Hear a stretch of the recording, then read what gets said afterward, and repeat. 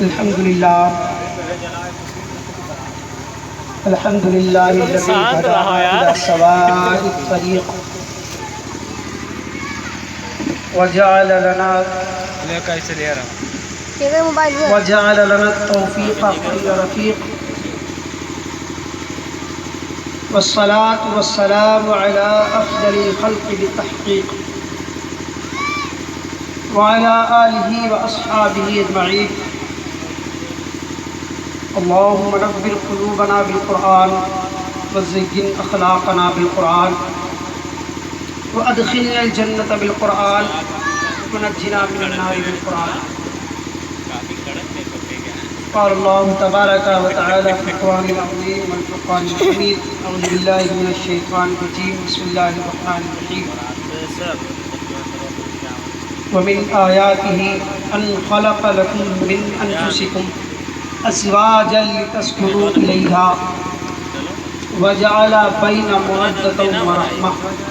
صدق الله مولانا العظيم وبلغنا رسوله النبي الكريم ونحن على ذلك لمن الشاهدين والشاكرين والحمد لله رب العالمين.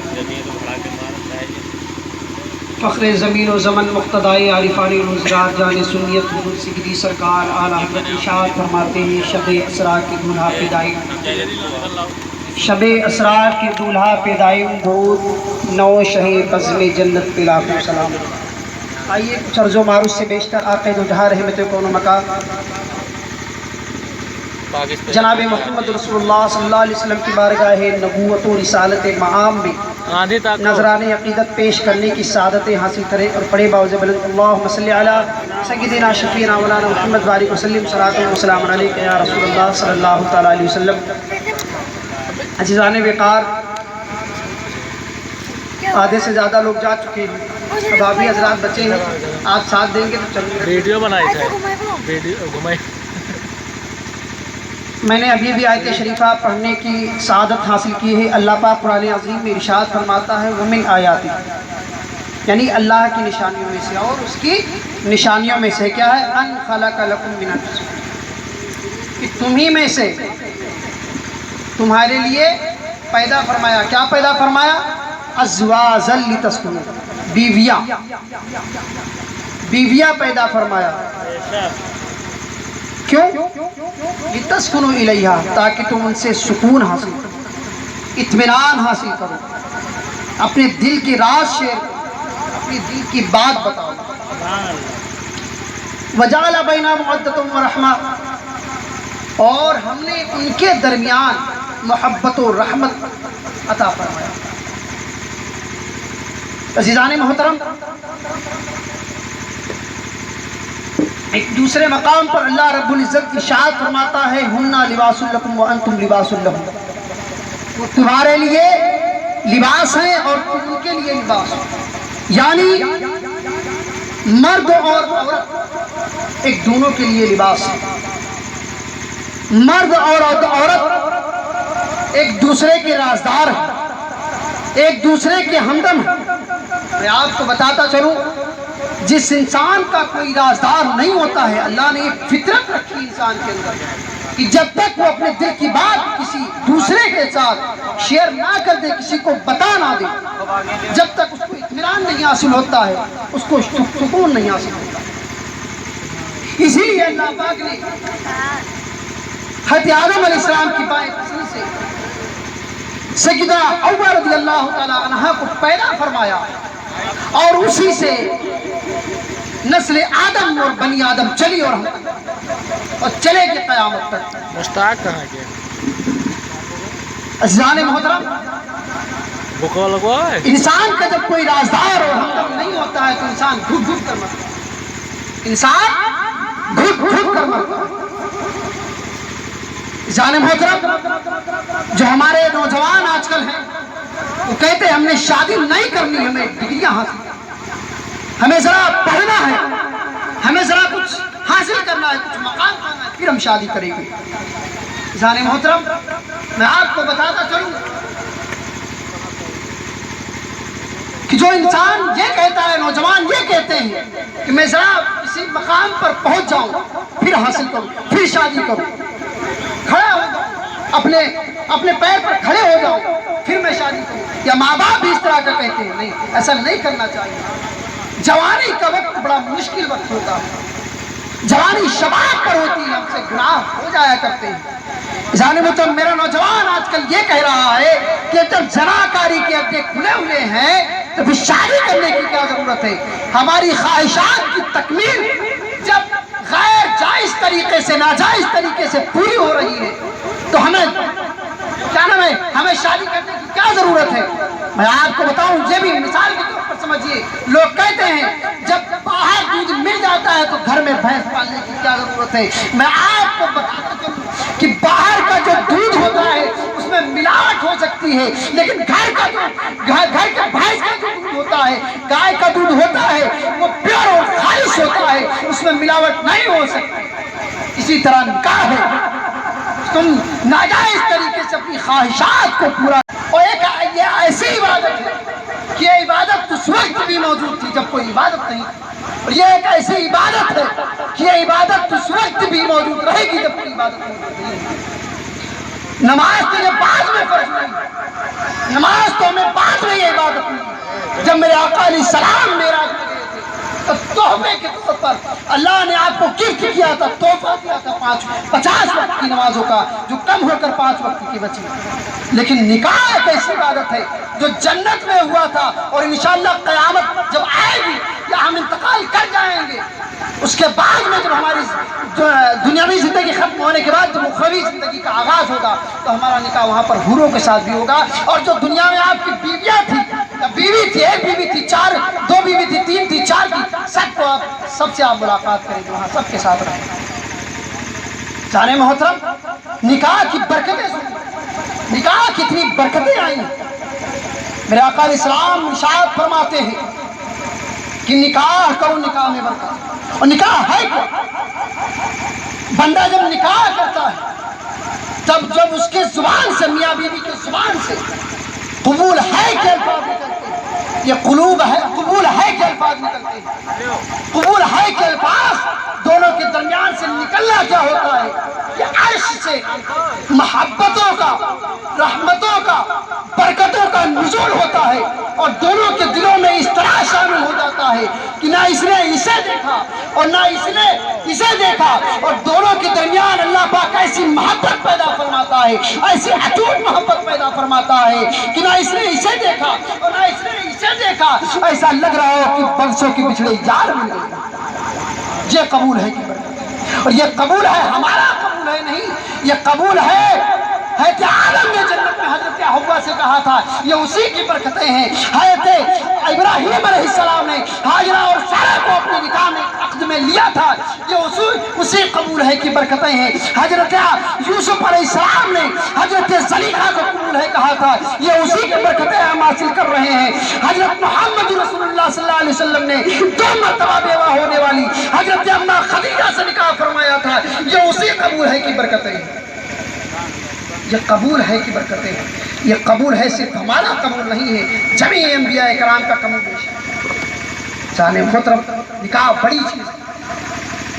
میں گفتگو کرنے لگا تھا کہ آج کل ہمارا نوجوان طبقہ یہ کہتا ہے میں ذرا پیر پہ کھڑا ہو جاؤں یا میں ڈگری حاصل کروں میں نکاح کروں. جانے محترم، اللہ پاک قرآن عظیم میں ارشاد فرماتا ہے، بندے نوجوان تم میں استطاعت ہو تم نکاح کرو. اللہ کے رسول بھی نہیں فرماتے ہیں، اور اللہ پاک ارشاد فرماتا ہے تم نکاح کرو، ان یکون فقراء یغنیہم اللہ واللہ واسع علیم، کہ تم نکاح کرو. اگر تم فقیر ہوگے، تم محتاج ہوگے، اللہ اپنے فضل سے تمہیں غنی بنا دے گا. اللہ تمہیں اپنے فضل سے غنی بنا دے گا. میں آپ کو بتاتا چلوں، ایک صحابی رسول ہے جزاکم، کا نام حضرت جلیبیب رضی اللہ تعالیٰ. آقا علیہ السلام نے ارشاد فرمایا جلیبیب سے، اے جلیبیب تم نے نکاح کیا، شادی کی؟ کہا حضور نہیں کی. کہا کیوں؟ کہا بات یہ ہے کہ میں شادی کو افورڈ نہیں کر سکتا ہوں، اس کے اخراجات ہوتے ہیں، میرے پاس اتنے پیسے نہیں ہیں کہ میں بیوی کا خرچ اٹھا سکوں، میں شادی افورڈ نہیں کر سکتا، شادی نہیں کر سکتا. میرے آقا علیہ السلام نے 3 مرتبہ فرمایا جلیبیب شادی کرو، تمہاری شادی میں برکت ہے، شادی کرو. جلیبیب نے یہی جواب دیا. میں نے کہا میرے آقا علیہ السلام نے ارشاد فرمایا کہ جلیبیب जुलेबीब जाओ उस अंसारी सहाबी के, उस अंसारी इंसान के पास जाओ और कहो तुम्हारी बेटी उससे पहले सलाम अर्ज करना इज़ान मोहतरम, और कहना कि हुजूर ने तुम्हारी बेटी का रिश्ता मेरे लिए तय कर दिया है, मेरे साथ करने का इरादा फरमाया है, और कहा है कि उस अंसारी सहाबी से जाकर कह दो तुम्हारी बेटी का रिश्ता मेरे साथ रसूल ने फरमाया है। अजीजान मोहतरम, जब आप जुलेबीब आप उस अंसारी सहाबी के घर पे पहुंचते हैं और दस्तक देते हैं, उस घर के मालिक यानी वो अंसारी सहाबी निकलते हैं। अर्ज करना यह था अस्सलामु अलैकुम, और कहा हुजूर ने भी आपको सलाम भेजा था। उन्होंने कहा वालेकुम सलाम, यानी तुम पर भी रहमतें हो और भेजने वाले पर भी रहमतें हो।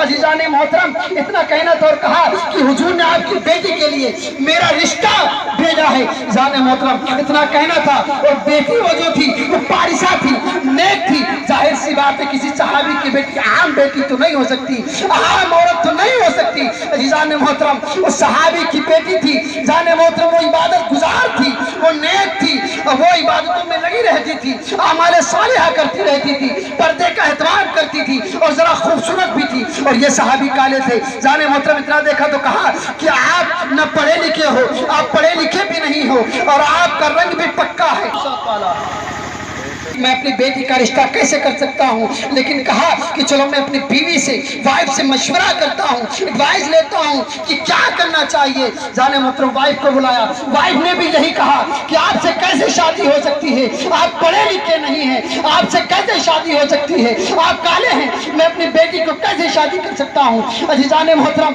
कुर्बान जाइए उस बेटी पर। वो बेटी माँ बाप की गुफ्तगू को सुन रही थी और अर्ज कर रही थी, अर्ज करने लगी, ऐ वालिदैन जरा रुको, तुमने आने वाले को देखा है, तुमने भेजने वाले को नहीं देखा है। आने वाला एक सहाबी है, लेकिन भेजने वाला सारी कायनात का मरकज़ अक़ीदत जनाब मोहम्मद रसूलुल्लाह सल्लल्लाहु अलैहि वसल्लम है। कहा वालिदैन मेरा निकाह इन्हीं से कर दो, कर दो, क्योंकि अल्लाह का फरमान पर रखा था। कहा था कि मेरे रब ने फरमाया है इन यकुनु फक़रा युग़निहिमुल्लाहु, कि तुम फकीर होगे अल्लाह तुम्हें गनी बना देगा। वल्लाहु वासिउन अलीम, अल्लाह बहुत ये निकाह की बरकतें हैं। तो अल्लाह कहता है तुम अपने बच्चों की शादी करो, वल्लाहु खैरुर राज़िकीन, अल्लाह बेहतर रिज़्क़ देने वाला है। हम पेट ही के लिए अपने पैरों को चलाते हैं, अपने हाथों को चलाते हैं कि हमें कुछ मिल जाए, फिर हासिल हो जाए, फिर मैं निकाह। अज़ीज़ान मोहतरम, तो निकाह अपने बच्चों का जल्दी करना चाहिए, वो बच्ची हो या बच्चा, निकाह जल्दी कर देना चाहिए, वक्त रहते कर देना चाहिए।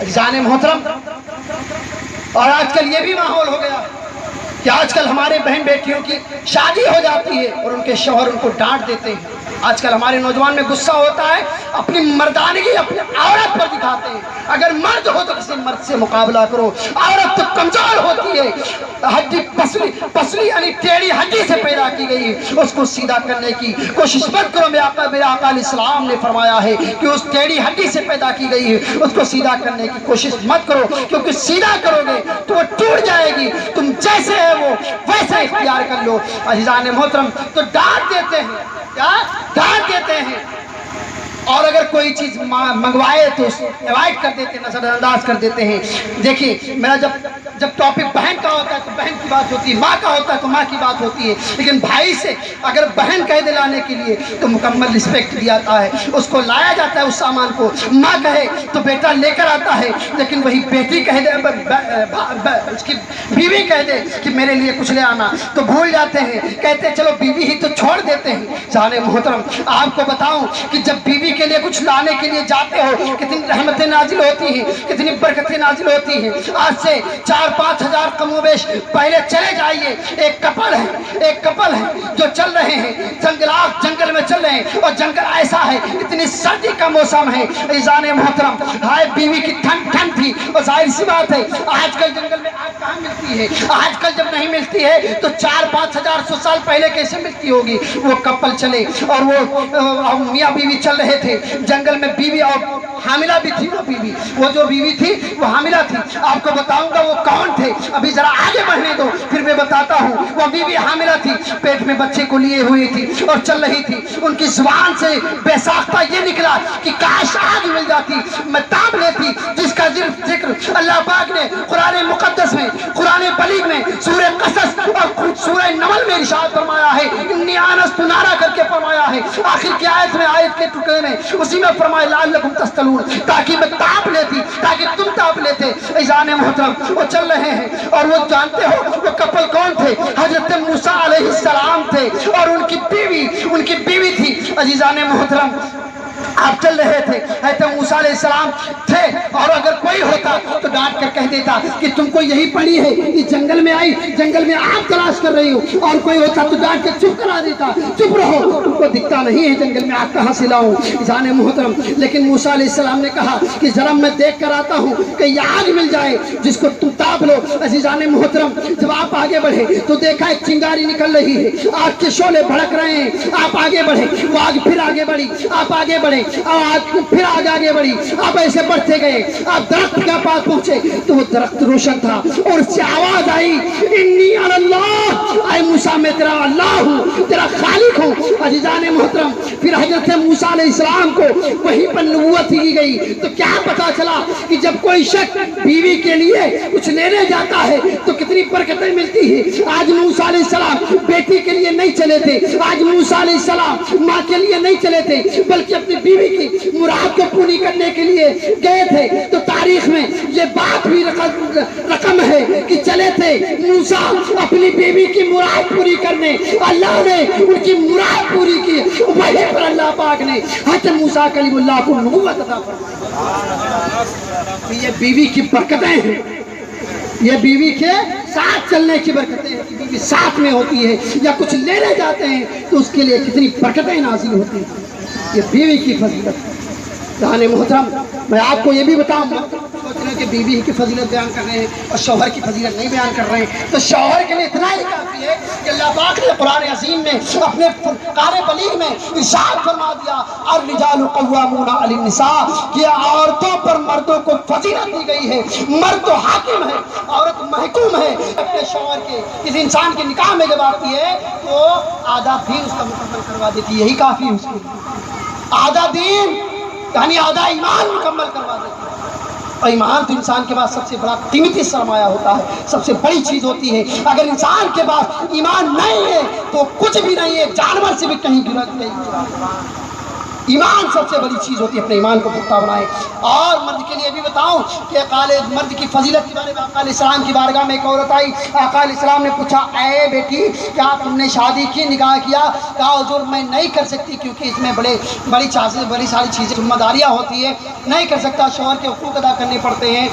اس عورت نے آقا علیہ السلام تین بار فرمایا کہ شادی کر لے تیرے لیے بہتر ہے، اس عورت نے یہ کر کے اوائڈ کر دیا، نظر انداز کر دیا، اور کہا پھر چوتھی بار جب آقا علیہ السلام نے فرمایا عورت شادی کر لے تیرے لیے بہتر ہے، تو اس عورت نے کہا کہ اللہ کے رسول ذرا یہ تو بتائیں کہ بیوی پر شوہر کا حق پڑا ہے؟ ہماری ماں بہنیں سنیں، بیوی پر شوہر کا کیا حق ہے؟ تو آقا علیہ السلام نے ارشاد فرمایا، جملے پر غور کریے گا، آقا علیہ السلام ارشاد فرماتے ہیں کہ تمہارے شوہر کے سر سے پیر تک اگر پیپ یعنی گندا خون بہ رہا ہو، اب تم اپنی زبان لگا کر اس کو چاٹ لو، تب بھی تم زندگی بھر کبھی بھی اس کا حق ادا کر ہی نہیں،